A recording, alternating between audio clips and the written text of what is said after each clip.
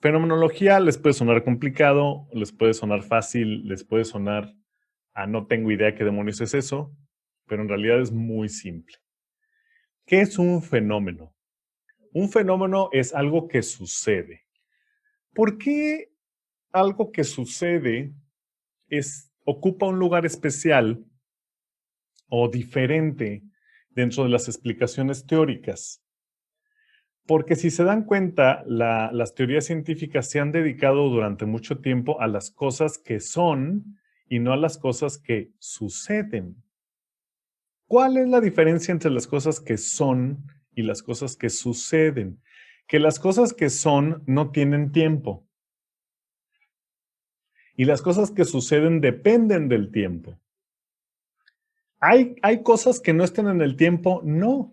Entonces, ¿cómo es posible que las teorías científicas se dediquen a cosas que son si no existen cosas que solo sean? Siempre todo está sucediendo. Bueno, por lo mismo que ya dije sobre las invariantes al principio.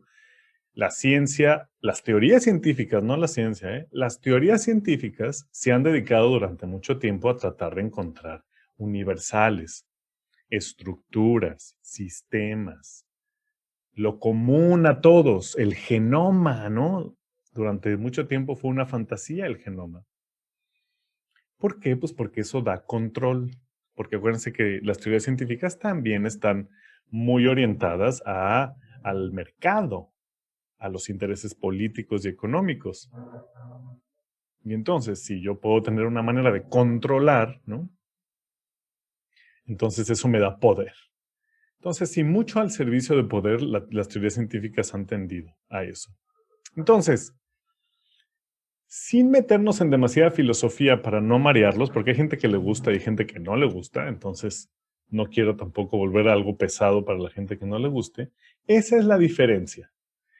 Vamos a los fenómenos sociales para no poner ejemplos como la tasa, ¿no? La tasa es o sucede, ¿no? Ahí dices, ¿what? ¿No? Pero en el lenguaje, en lo social, en la cultura, ahí creo que podemos estar más fácilmente de acuerdo que la cultura, el lenguaje y la sociedad no son, suceden, ¿no? El lenguaje no es cuando nadie está hablando. ¿Dónde está el lenguaje cuando nadie habla? ¿No? Ahí como que podemos estar más fácilmente de acuerdo que el lenguaje tiene que suceder para ser, igual que la cultura, ¿no? Igual que la sociedad, igual que el amor, por ejemplo, ¿no? El amor no es, el amor tiene que suceder, ¿no? Bueno, entonces, eso es un fenómeno. Un fenómeno es algo que sucede. La fenomenología es el método, no es una teoría propiamente, aunque se puede volver, aunque yo sí la vuelvo una teoría, porque la complemento con todas estas reflexiones más profundas. Pero la fenomenología en realidad nada más es un método de ver lo que sucede y no agregarle nada en principio a lo que sucede. Básicamente es etnografía. Nada más que cuidado porque la etnografía que a veces les enseñan a ustedes o la que leen es muy materialista. O sea, es una etnografía que sigue viendo objetos, que sigue viendo cosas que son y no se da cuenta que la etnografía debe ser las cosas que suceden, no lo que son, ¿no? Entonces, de ahí que, bueno, no me voy a adelantar. Entonces, el fenómeno es lo que sucede. Y la fenomenología es un método para ver lo que sucede sin agregarle muchas cosas. A eso se le denomina experiencia directa. ¿Qué hay aparte de la experiencia directa? Según la fenomenología, nada. Nada. Solo existe la experiencia directa. Solo existe lo que cada uno de nosotros experimentamos. No hay más, es decir, no hay abstractos universales. No hay lenguaje flotando ahí cuando no lo estoy viendo y cuando no lo estoy haciendo. ¿Ok? Eso quiere decir que toda experiencia es, por definición, subjetiva. Y todo dato científico es, por definición, subjetivo. Dato. ¿Qué quiere decir? Que Si yo le pido a Loredana que haga una observación en un poblado aquí en Sinaloa, ¿le puedo pedir desde este punto de vista que distinga entre los datos objetivos y subjetivos que obtenga en campo? Desde este punto de vista, no, porque no existen los datos objetivos, solo existe la experiencia de Loredana. Y es su experiencia, es el sujeto de la experiencia. No hay cosas que sean que vaya a ver Loredanas, hay cosas que van a suceder que va a ver ella. ¿Y dónde van a suceder? En su experiencia, en su momento. Y probablemente nunca vuelvan a suceder igual. Aunque pueda yo decir que sea un ritual periódico, ese que reporta Loredana es único en un sentido puramente empírico, ¿no? O sea, de la experiencia. Entonces, en eso se basa la fenomenología. Ahora, vamos a hacer otra distinción importante. La ciencia no es una teoría, no sé si ya lo he mencionado por ahí. La ciencia es un método. Es decir, la ciencia es la observación de la experiencia directa, la observación de la realidad y la descripción o la búsqueda de patrones, la búsqueda de comunes denominadores, ¿no? La búsqueda de esta relación entre la diversidad y las tendencias generales. Eso es la ciencia. Las causalidades incluso. Entonces, ¿de dónde vienen todas estas teorías? Bueno, vienen o deberían de venir en principio de que para poder explicar, pero ahí estamos dando un salto, ¿no? Una cosa es solo observar y describir y otra cosa es explicar. Empezar a hacer generalizaciones, poner las cosas en términos de ciertas interpretaciones teóricas antropológico-culturales. Ya estoy dando un salto. Es como si le preguntara a Loredana, oye, ¿qué viste? No, pues toda la gente se reunía en el Zócalo los domingos en la tarde. Eso es la observación pura. Si yo le pregunto por qué, ahí ya probablemente estoy pidiéndole que empiece a tener una teoría, ¿no? Bueno, porque la gente se reunía a vender. Bueno, eso puede seguir siendo una observación. Pero ¿por qué? ¿Por qué es importante?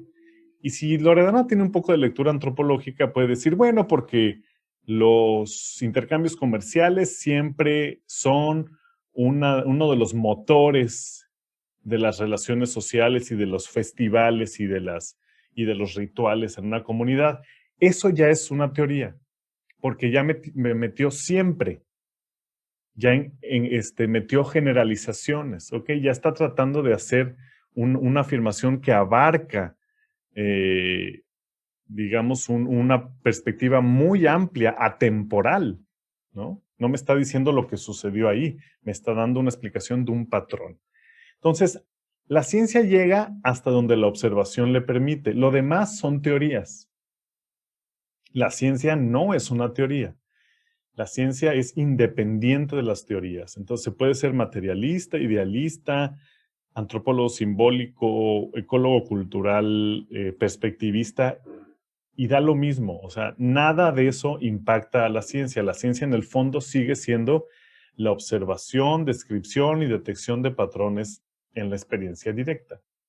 Con respecto a esta perspectiva, entonces, ¿cómo podemos coincidir en que haya las mismas cosas para todos? O sea, si toda la realidad es fundamentalmente individual, ¿cómo es que yo puedo pedirle a alguien que cuando vaya al súper me compre 1 kilo de manzanas? Yo no estoy yendo, pero yo le puedo decir a alguien que va a haber manzanas en el súper. Entonces, una cosa es decir que toda la experiencia individual y otra cosa es decir, pero pues no toda la experiencia individual es única y no se parece en nada a las experiencias individuales de los demás. No, la cosa no funciona así. ¿Cómo funciona la cosa? Resulta que hay una parte de la experiencia individual que es compartida por todos, pero ojo, es una parte de la experiencia individual. El individuo no es parte de una experiencia colectiva, sino la experiencia colectiva es parte de la experiencia del individuo. Son cosas distintas. ¿Por qué? Porque normalmente Bajo el paradigma materialista pensamos que hay un mundo allá afuera y los individuos tienen perspectivas particulares. Esto es al revés. Es de todas las experiencias individuales hay un común denominador a lo que le llamamos mundo. Es diferente. ¿Por qué es diferente? Porque uno es materialista y el otro es idealista. No se preocupen por esta terminología porque no es clase de filosofía, pero ojo con la diferencia porque es una diferencia fundamental. Todos tendemos a pensar de manera materialista, así nos hemos educado. Hay un mundo allá afuera. Perdón, Perdón, pero adelante. ¿cómo es que, o sea, en la realidad individual todos van a tener el mismo común denominador? O sea, ¿cómo se forma que todos tengan Exacto. eso? Sí, porque así funciona. Bueno, el por qué es una respuesta interesante, pero ya creo que es demasiada ontología. Pero si quisieras lo podemos discutir, porque sí puedo discutir eso. Pero aquí lo que nos interesa es que así funciona. Así es, ¿no? O sea, es un hecho científico que yo puedo levantar esta taza y decirles, aquí hay una taza y nadie me va a tirar de a loco, ¿no? A pesar de que lo que ustedes están viendo es información digital transmitida por fibra óptica y renderizada en una pantalla. Y a pesar de toda esa transformación de datos, ustedes pueden decir si es cierto, estás sosteniendo una taza. A pesar de que no la pueden tocar, no la pueden sentir, no pueden saber qué hay adentro a menos que se los enseñe. Es decir, hacemos un montón de generalizaciones para tener una experiencia en común, porque en realidad no hay una experiencia estrictamente común.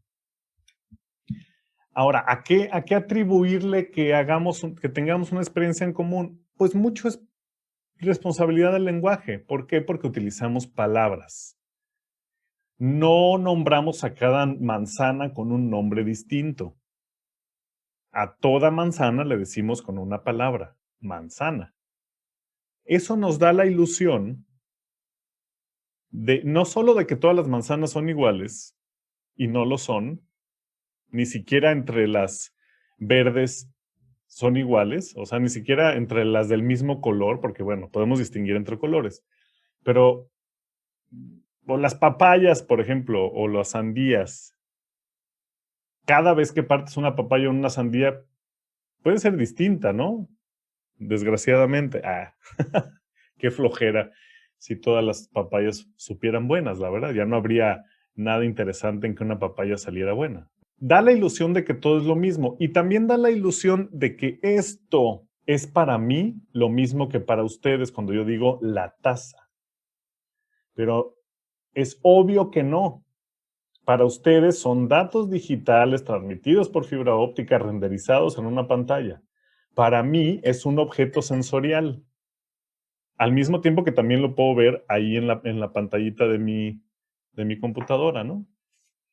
Entonces, esa es la relación. ¿Por qué es así? Pregunta Loredana. Es una muy buena pregunta. ¿Por qué es así? Porque es, para no hacer la respuesta muy larga, porque no podría funcionar de otra manera. O sea, si tú estás, digamos que para responder bien a esa pregunta tendríamos que acordar qué es el universo. Es muy largo, ¿no? Pero pensemos que el universo es un sistema informativo, como una computadora, ¿no? Si tengo mucha información y quiero que esa información funcione, tenga coherencia, tenga armonía para poder formar cosas y relaciones entre esas cosas, necesito que todos esos agentes que están en ese sistema puedan coincidir en algo, aunque esa coincidencia sea muy aproximada, ¿no? Basta con que todos acordemos que esto es una taza, no importa que la experiencia de cada quien sea totalmente distinta. Entonces, hay un área importante, pero muy nublosa, o sea, poco definida, lo que le llamamos la realidad compartida, que es el hecho de que yo pueda mandar a Loredana a comprar manzanas al súper. Y Loredana probablemente encuentre manzanas en el súper. ¿Cómo sé que hay un súper ahí? Si yo no lo estoy viendo. ¿Cómo sé que hay manzanas dentro del súper? ¿No? Bueno, porque ya fui, pues sí, pero yo fui en mi experiencia. ¿Cómo puedo mandar a alguien más a tener una experiencia? Y ese es el argumento principal de los materialistas cuando dicen, pues es que hay un mundo allá afuera, ¿no? Pero bueno, esa es otra discusión. Lo importante de entender es que la metodología fenomenológica que yo estoy proponiendo tiene este componente idealista, ¿no? Parte de la subjetividad como el único dato real, lo cual no quiere decir que no haya una realidad compartida, pero hay que tener cuidado con esa realidad compartida. Ahora, en algún momento cuando yo he planteado esta idea, que no es mía ni nueva, pero que la ciencia, las teorías científicas no le han hecho mucho caso, alguien me dice, pero bueno, ¿cómo distinguir entre la realidad compartida y la realidad individual? Justo no se puede distinguir. La única manera de saber que es compartido es comunicarnos. Oye, tú también, bueno, suena un poco loco, pero ¿ustedes también pueden ver esta taza? Sí, ok. ¿Vieron ayer la nube que pasó a las 12 de la tarde? ¿Quiere decir que que no es real? Para mí fue real. ¿Cuántas personas se necesitan para que algo sea real? Eso es una buena pregunta, porque ahí es cuando uno empieza a darse cuenta que la realidad no es tan sencilla. La nube que yo vi pasar es real. ¿Por qué? Porque la entidad nube es real. Si yo dijera, vi un caballo pasar volando sobre Forum, entonces sí, ustedes dirían, pues, que se fumó, ¿no? O estaba tomado, yo qué sé. ¿Por qué? Porque el caballo no vuela, o sea, pero a pesar de que ni el caballo ni la nube vieron, están suponiendo que no es real por una categoría. Si 3 personas vieron un caballo volar sobre Forum, ¿están locos o vieron algo real? Si 100 personas, o sea, ¿cuántas personas lo tienen que haber visto para que sea real, no? Ahí es cuando uno empieza a cuestionarse esta relación. Pero bueno, sí, es una relación borrosa y la única manera de conocer la realidad compartida es comunicándonos. Hay cosas que compartimos, hay cosas que no. Pero ojo, siempre la realidad compartida es un sustrato de las realidades individuales. ¿Qué quiere decir eso? Solo existe la experiencia directa. El hecho de que 3, 4, 10 personas podamos afirmar que vimos una garza en el río, no implica que sea la misma garza. Implica que el lenguaje me permite llegar a un acuerdo con respecto a lo que se vio, pero para nada son las mismas experiencias. Bueno, todo es subjetivo. Este es un principio del método fenomenológico como yo lo interpreto, que más o menos es también como lo interpretan Dan Zahavi y Sean Gallagher. O sea, no hay mucha diferencia. Generalmente esta banda de fenomenologistas o fenomenólogos contemporáneos, o sea, no de Husserl, sino de ahora, tienden a ser idealistas en el sentido en que ya lo planteé y en el sentido en el que podrán repasar cuando vuelvan a ver este video si quieren. Entonces, todo es subjetivo. Llamamos objetivo a aquello con una baja incertidumbre. ¿Qué quiere decir eso? A las cosas que suceden, acuérdense que estamos hablando de fenómenos, y que suceden con una alta probabilidad. Si yo les digo, en Walmart venden manzanas, ustedes probablemente vayan a Walmart y encuentren manzanas. Entonces, eso es un fenómeno que sucede con una bajísima incertidumbre. Es muy cierto, es muy estable. Pero si les digo, arriba de Forum hay una nube en forma de borrego, probablemente para cuando ustedes vayan ya no esté la nube. O si les digo, hay una garza parada en fulanito árbol en el Parque Las Riberas, probablemente para cuando ustedes vayan la garza ya no esté ahí. Entonces, esos se consideran fenómenos menos ciertos, más inciertos. Las emociones, por ejemplo, los estados mentales, los estados psicológicos, también son fenómenos reales, pero son fenómenos menos ciertos, son fenómenos más efímeros y más difíciles de compartir. Generalmente no se consideran como parte de la realidad compartida. El amor, de alguna manera, sí se considera, pero por una cuestión súper occidental, porque en realidad no se puede compartir el amor, ¿no? El amor lo siente uno y punto. Pero si ambos estamos Si ambos en una pareja, por ejemplo, sentimos cosas bonitas a las que les llaman, ve tú a saber a qué le llame amor la otra persona. O sea, es imposible de saber. Pero si ambos coincidimos en que sentimos algo a lo que le llamamos amor que vale la pena porque nos lo hacemos sentir entre nosotros, pues nos juntamos y le llamamos amor, pero no es algo que tengamos en común. Es imposible saber qué es lo que estamos sintiendo, ¿no? Es una imposibilidad, en principio, saber lo que está sintiendo el otro. Y sin embargo, nuestras categorías del lenguaje nos permiten formarlo como una experiencia común. Todo es subjetivo, llamamos objetivo aquello con una baja incertidumbre, es decir, no hay cosas. Lo objetivo no son las cosas que hay ahí, porque estamos partiendo de un modelo donde no hay cosas ahí, lo que hay son fenómenos, es decir, cosas que suceden y no cosas que son. Si toda la experiencia es individual, ¿a qué le llamamos objetivo? Pues, por decirlo en pocas palabras, le estamos llamando objetivo aquello en lo que todos coincidimos que es bastante estable. Desde un punto de vista fenomenológico, el sol sale por el este. ¿Por qué?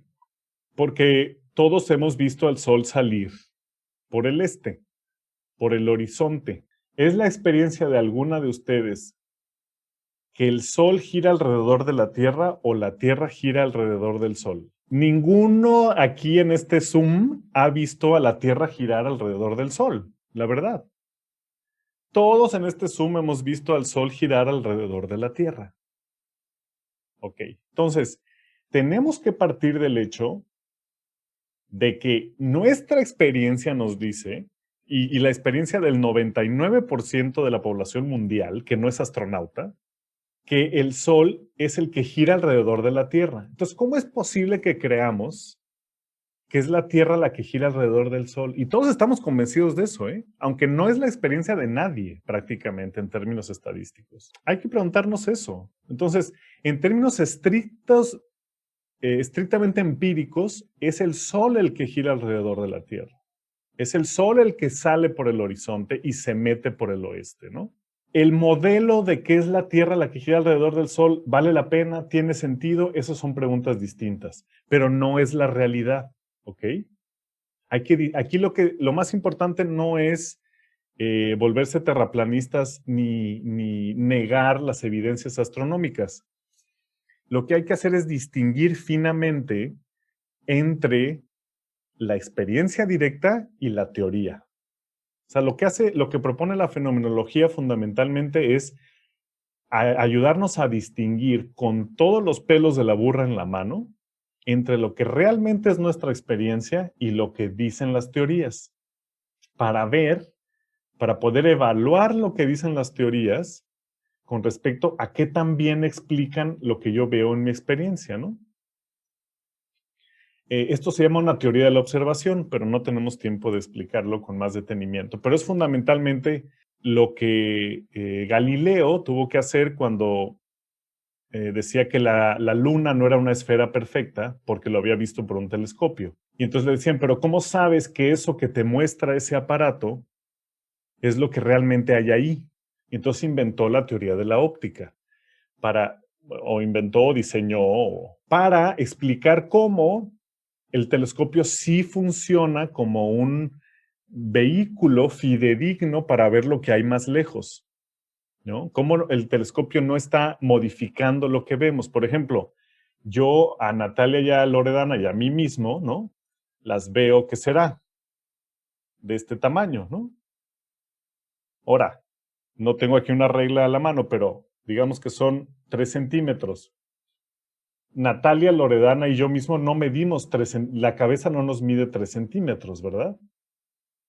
¿Por qué sé que Natalia y Loredana no miden 3 centímetros? Porque tengo una explicación que es teoría, pero es una explicación bastante lógica, que Zoom reduce las imágenes para que quepan junto con la compartición de pantalla. No me está mostrando el tamaño real de las personas. Bueno, eso es lo mismo que tuvo que hacer Galileo. Tuvo que comprobar, bajo una teoría, que el telescopio mostraba bien lo que estaba lejos. Por lo tanto, era buena evidencia para decir, bueno, si a través del telescopio se ve que la Luna tiene cráteres, pues hay que creerle al telescopio. Es como, ¿por qué le vamos a creer a un microscopio? ¿No? Que lo que se ve ahí realmente es un organismo unicelular. Igual el microscopio lo modifica de alguna manera y no es realmente lo que hay ahí. Bueno, eso se llaman teorías de la observación. La teoría, así es una teoría. Para nosotros es una teoría. Si hubiera un astronauta ahí que salió al espacio y vio, no sé si se puede ver o no, vio en efecto o una imagen satelital en donde se ve que es la Tierra la que gira, yo qué sé. Bueno, eso es una cosa, pero la experiencia directa nos dice lo contrario y solo es mediante una teoría de la observación que podemos decir, sí, mira, parece que el Sol gira alrededor de la Tierra, pero es porque la Tierra se mueve así y nosotros estamos aquí, ya te explican y dicen, tiene sentido, pero es una teoría. Esa es la parte importante, ¿no? Entonces, a esto le llamamos abstracción explicativa, es decir, todo lo que no es experiencia directa son abstracciones explicativas. La Tierra gira alrededor del Sol es una abstracción explicativa para cualquiera que no lo haya visto. Ahora, ustedes pueden decir, bueno, pero yo vi una imagen satelital, pero es una imagen satelital de todos modos. No es tu experiencia directa. Oye, también hay fotos de hoyos negros y nadie nunca ha visto un hoyo negro, ¿no? Es una entidad matemática. Entonces, a todo modelo, vamos a llamarla de manera general, que no necesariamente trata de explicar, pero que modela o representa algo que no es la experiencia directa, le llamamos abstracción explicativa. Y lo importante para no seguir ahondando y ya concluir, con respecto a la abstracción explicativa, es que debe servir a la explicación. ¿Sirve a la explicación o no?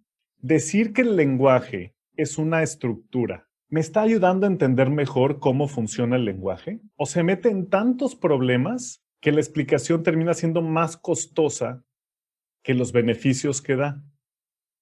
Esa es la cuestión con las invariantes de sentido. Esa es la cuestión con la noción de cultura, ¿verdad? Cuando es una noción de cultura muy estructuralista.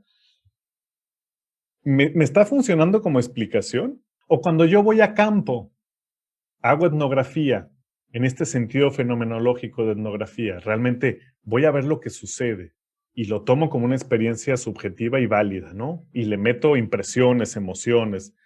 De hecho, con una de sus compañeras estamos trabajando un modelo que se llama autoetnografía, ¿no? Que es hacer etnografía de las experiencias propias, que de hecho eso es la etnografía siempre. Pero bueno, se llama autoetnografía porque es como un género científico literario que permite meter qué sentí, qué vi, qué me gusta, qué no me gusta. O sea, es como un sentido biográfico, pero científico o académico al mismo tiempo.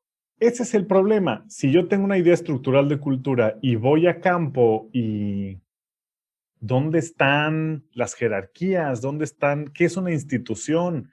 ¿Dónde están no sé, las correspondencias comerciales o ¿cómo le llaman? El tequio, ¿no? O sea, ¿dónde están esos balances del toma y daca, del don y el contradón y esos modelos? ¿Dónde están? No se ven. Pero bueno, me calmo, sigo observando y digo, ok, ahora, en esta observación en particular, ¿me ayuda esa explicación? ¿O estoy tratando de encontrar el abstracto en el concreto? Eso es lo que no hay que hacer. Si alguien me dice, busca el don y el contradón, no existe el don y el contradón. El don y el contradón es una abstracción explicativa. Más bien, para determinados fenómenos, ¿me sirve eso para explicar algo? Esa es la aproximación. Y aunque parece una diferencia muy sutil, como la de ver la experiencia compartida como parte de la individual o verlo el individuo como parte del mundo, o sea, ¿es el mundo el que contiene a los individuos o son los individuos los que contienen al mundo, ¿no? O sea, aunque parece una diferencia muy sutil y hasta ociosa, es crítica en las teorías científicas. No para la ciencia, porque insisto, la ciencia es un método muy sencillo. Para las teorías científicas. Bueno, vamos ya concretamente a la lectura. Hay 3 distinciones que me gustaría que supiéramos hacer para acabar. Una, la terminología puede ser un poco distinta a la que ven en la lectura, ¿no? Pero ya vieron en la lectura que, puesto que la fenomenología legitima lo subjetivo, entonces yo tengo como uno de los métodos a mi disposición lo que le llaman la introspección. Es necesario que haga yo reflexión de por qué veo las cosas así, qué categorías llevo yo a campo, qué prejuicios llevo yo a mi etnografía para poder hacer una observación lo más limpia, lo más, y pongo comillas porque nunca es perfecto, ¿no? Somos seres humanos y tenemos categorías y educación. Pero lo más bien pensada que se puede en el sentido de quitar capas a mis lentes, ¿no? Entonces la introspección se puede dividir al menos en 3 niveles, a los que yo llamo percepción, reflexión y metarreflexión. Percepción, aquí tengo ejemplos, es veo. La percepción visual, veo. La reflexión es sé que veo, estoy consciente de que veo. Y la metarreflexión es sé cómo es que sucede que yo vea o sé cómo es que veo, sé cómo funciona el mecanismo mediante el cual yo veo. Estos 3 niveles son importantes de distinguir porque también por ahí está la barrera otra vez entre la experiencia directa y las abstracciones explicativas. La experiencia directa llega hasta la reflexión. No es solo percibir inconscientemente o percibir automáticamente, es saber que percibo, ¿no? Sé que estoy viendo eso, sé que estoy sintiendo tal cosa, lo reporto, lo escribo, organizo la información. Pero cuando ya me quiero poner a ver por qué vi eso, por qué lo veo de esa manera, por qué me agrede, por ejemplo, por qué el ritual en el que realizan tales actos y tales actos me agrede como persona, como etnógrafo. ¿Qué me mueve? Eso es introspección. Eso está al nivel de la metarreflexión. No es solo, porque hay que distinguir, yo la agresión no la estoy viendo. La agresión no sé que la veo, no es cierto. La agresión es algo que a mí me sucede. Entonces yo debo ser capaz de reconocer esa diferencia. Ahí no hay violencia, la violencia está acá. Yo la estoy sintiendo, porque eso me ahorra llevar muchos prejuicios culturales a campo, porque para lo que una cultura es violento, para otra cultura es la fiesta de todos los domingos. Como no sé si vieron Game of Thrones, pero bueno, eso es típico también de otras culturas. Los Dothraki tenían que matar a alguien cada fiesta, ¿no? Si no, no decían, si no hay muertos, no es buena fiesta. Entonces, me ahorra como etnógrafo tener una visión irreflexiva sobre eso que estoy sintiendo. Basarme nada más en lo que estoy percibiendo en estos 2 primeros niveles, hasta aquí. Que intencionalmente los puse así, porque claro que se traslapan. Estas distinciones hay que hacerlas por caso. Hay que reflexionarlas dependiendo de cada contexto. No es fácil decir, sí, aquí está la raya entre la reflexión y la metarreflexión. No. Entonces, intencionalmente las puse traslapándose, ¿no? Y los otros que me gustaría, que dije son 3, son las 4 características del método fenomenológico, que son básicamente un resumen de lo que he estado diciendo. El primero, aquí no los puse en orden, pero el primero es la reducción fenoménica. Es justo esto que les planteé. Es el hecho de que ya no estamos viendo cosas que son, sino cosas que suceden y nos suceden a nosotros. Es el colapsar la diferencia entre el sujeto y el objeto. Yo no soy un sujeto que experimenta cosas de manera particular ahí, que están ahí, sino es mi experiencia la que es el dato primario de toda observación. Y no asumo que yo tengo un punto de vista sobre las cosas. Asumo que las cosas me suceden a mí y que podemos coincidir entre varios observadores. Pero no coincidir con respecto a la cosa que está ahí, sino coincidir en que nuestras experiencias pueden tener un hilo común. Es otra vez, les digo, una algo que parece muy sutil y hasta en ciertos contextos irrelevante, pero hace toda la diferencia. Luego tengo la epoqué o epogé, la suspensión de la actitud natural, que es lo que, como les dicen en antropología, desnormalizan las cosas, ¿no? O sea, para poder estudiarse a sí mismos, estudiar su contexto, lo más fácil es dejar de verlo como algo normal. Cuestionen todo. Y la clave, yo creo que, sobre todo desde el método fenomenológico de la epogé, es basarse en la experiencia directa. Y si realmente solo observo lo que estoy percibiendo, me voy a dar cuenta de un montón de cosas de las que no me daría cuenta si partiera de mis prejuicios. Si dijera, eso es tal cosa, eso es tal cosa, ¿no? Y empezar a etiquetar antes de observar. La variación eidética es esto de alguna manera, todo método y luego toda teoría necesita generalizar de alguna manera, ¿no? Entonces, para hacer generalizaciones y para buscar invariantes, desde el método fenomenológico se usa la variación eidética, que es decir, por ejemplo, el famoso ejercicio mental de la persona, ¿no? ¿Qué es una persona? Bueno, si le quito 2 piernas, ¿sigue siendo una persona? Pues sí. Si le quito 2 piernas y 2 brazos, ¿sigue siendo una persona? Pues sí. Si le quito el torso y dejo nada más el cuello y la cabeza, ¿sigue siendo una persona? Pues digamos que sí. Ah, bueno, entonces lo que define una persona es su cabeza. Si le quito los ojos y así, ¿no? Digo, es un ejemplo un poco sádico, pero eso es la variación eidética, es decir, es darse cuenta dónde está la invariante, dónde está la esencia de nuestras definiciones, no de lo que las cosas son. Acuérdense, las cosas no existen en ese estado independiente de quien las observa desde este punto de vista, sino de cómo las definimos entre todos como sujetos. ¿Qué es un ritual, por ejemplo? Y podríamos aplicarle la variación eidética a qué es un ritual para los mayo-lloremes. Si alguien no baila, ¿es un ritual? Puede ser. Si nadie habla, ¿es un ritual? Puede ser. Si nadie come, y entonces ahí vas hasta que dices, lo básico de un ritual es una reunión a cierta hora en donde hay alcohol, ¿no? Por ejemplo. Puede no haber comida ni baile, pero si hay alcohol es un ritual, o no sé, lo que sea.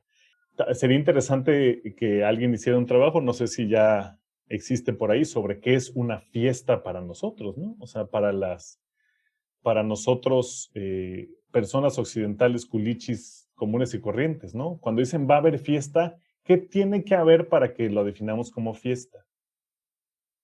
Eso sería interesante, sería un buen trabajo. Bueno, eso sería la variación eidética. Y por último lugar, la intersubjetividad, que igual, otra vez. Tanto como tiene que haber ciertas generalizaciones y cierto acuerdo entre nuestra experiencia compartida, también tiene que haber cierta corroboración. No para, ojo, no para trazar la línea entre lo real y lo no real, porque ya vimos que esa línea ni nos metemos con ella, y menos en la antropología, como dijo Marvin Harris, ¿no? Si una cultura está convencida de que las vacas vuelan, ¿quién soy yo para decirles que no? No para trazar la línea entre lo real y lo no real, porque eso es una actitud etnocentrista y materialista, sino para distinguir cuál es una mejor explicación o una mejor generalización que otra. ¿Mejor en qué sentido? En el sentido de que sea conocimiento compartido y sea conocimiento dialogado, conversado. Si yo cuando fui con el chamán vi que se convirtió en un lobo, y para mí eso es una experiencia que es importante reportar, pero no es una experiencia que se comparta entre muchos sujetos, tengo que aceptar que su grado de intersubjetividad, su grado de corroboración empírica es bajo. Ni modo, así es. No es porque no sea real, ojo, ¿no? O sea, este es el punto importante. No le estamos quitando legitimidad, ni le estamos quitando valor, ni le estamos quitando nada. O sea, eso es lo importante, entre otras cosas, para mí de este punto de vista, ¿no? Tu experiencia es importante, lo que tú sientes, ves, percibes, como tú lo percibes, es igual de importante que cualquier otra cosa. Solo hay que aceptar en un entorno científico empírico tiene un menor grado de intersubjetividad si nadie más lo ha visto.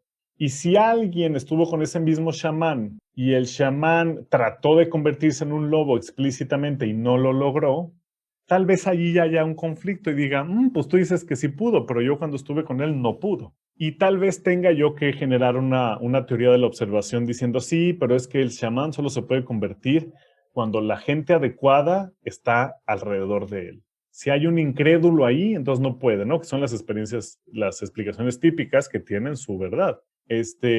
Ok, generemos esa explicación, pero hay que tomarla en serio. Ese es el punto. Los puntos de vista subjetivos son la única fuente, como pongo aquí, la conciencia de la experiencia como única fuente de datos de primer orden. ¿Qué es primer orden? Los más directos, los más valiosos, los únicos verdaderamente reales son los datos de la observación individual. Las demás cosas son generalizaciones, abstracciones explicativas que alimentan teorías, que pueden tener sentido como la teoría heliocéntrica, es decir, que el Sol es el que gira, perdón, que la Tierra es la que gira alrededor del Sol. ¿Tiene sentido? Sí. Yo no tengo ningún problema con esa, pero hay que distinguir que es una teoría, no es observación directa. Para todo sentido práctico, entre el 99% de la población mundial es el Sol el que gira alrededor de la Tierra. Y habría que ver qué tan real es esa teoría astronómica, ¿no? Pero bueno. Si la experiencia es como la realidad, ¿no? O sea, la experiencia individual es como tú percibes las cosas, es tu realidad. Entonces, ¿cómo es, si es tan subjetivo, cómo es que alguien más lo pueda compartir si no estás viendo lo mismo? O sea, si las cosas se perciben diferentes, ¿no tendría como una base materialista? O sea, ese punto. La cosa es que, ¿qué estás compartiendo? O sea, lo que realmente compartimos es una generalización sobre la experiencia. O sea, la experiencia no se puede compartir, como no se pueden compartir las emociones, como no se pueden compartir. O sea, no se pueden compartir los pensamientos, no se pueden compartir los sueños, ¿no? Nadie puede soñar tu sueño. Entonces, pero decimos, sí, compárteme tu sueño. ¿En qué sentido? En que lo ponemos en lenguaje y te lo trato de explicar. Pero eso no es compartir en este sentido estricto. Eso es comunicar, vamos a llamarle, para distinguir. Entonces, la realidad, si quieres, no le llamamos realidad compartida para no confundir, le podemos llamar realidad comunicada o comunicable. Entonces, a lo que yo le estoy llamando realidad compartida no es compartida en ese sentido estricto, es más bien realidad acordada. Vamos a acordar que lo que sostengo aquí es una taza. Aunque no es que es imposible que yo les comparta mi experiencia de sostener esta taza. Y para ustedes esta taza es estrictamente inmaterial. Y sin embargo, le dan el estatus de real. O ustedes están pensando, ay, está loco por decir que tiene una taza en la mano, ¿no? Pues no. Sin embargo, la taza para ustedes es, insisto, son datos digitales por fibra óptica, renderizados en una pantalla. Es en esa medida en la que compartimos, ¿no? En realidad nada se puede compartir en términos estrictos, pero es una realidad comunicable, ¿no? Incluso en presencia del mismo objeto. Cómo yo lo veo, los colores que yo percibo, las sensaciones, las asociaciones, el ángulo desde el que yo lo estoy viendo, etcétera, etcétera, etcétera, es una experiencia distinta por definición. O sea, es algo que no creo que haya nadie que lo pueda cuestionar, ¿no? Pero podemos acordar en que estamos viendo el mismo objeto. ¿Por qué? Porque en términos más burdos, pues tiene más o menos la misma función. Es una taza, sí, yo la puedo agarrar y la puedo servir y funciona para tomar té o café. Si tú la dejas, yo la puedo agarrar. Entonces, en ese sentido, es una experiencia común. ¿Qué más? Tanto si yo la tiro al piso como si tú la tiras al piso, probablemente se rompa. Entonces, los efectos del objeto también son comunes a las experiencias de los dos, pero en realidad la experiencia nunca jamás va a ser la misma y la experiencia en sí no es compartible. Las grandes generalidades del objeto, o lo que lo hace que lo nombremos como objeto, eso sí es comunicable, ¿no? Pero son generalizaciones. Es como lo del amor. Piensen en el amor. ¿Qué es el amor? ¿Qué siente la otra persona? ¿Quién sabe? Pero todos podemos decir cuando estamos enamorados o cuando amamos a alguien o no lo amamos. En ese estatus está todo. Aunque hay cosas, como decíamos, con un grado de incertidumbre menor que las emociones. Estas manifestaciones aparentemente físicas, objetivas de las cosas, parecen más concretas que las emociones, pero en realidad siguen siendo experiencias individuales únicas que nadie puede en estricto sentido reproducir en la experiencia de otro. Esa es la verdad empírica, ¿no? O sea, por eso digo, en realidad es el modelo más simple. Lo que pasa es que va en contra de la indoctrinación con la que hemos vivido todo el tiempo y la que seguimos viviendo, ¿no? Pero antropológicamente es lo más obvio, ¿no? Cuando te das cuenta de las enormes diferencias que puede haber en la percepción de la realidad entre un grupo de personas y otro, dices que es real, ¿no?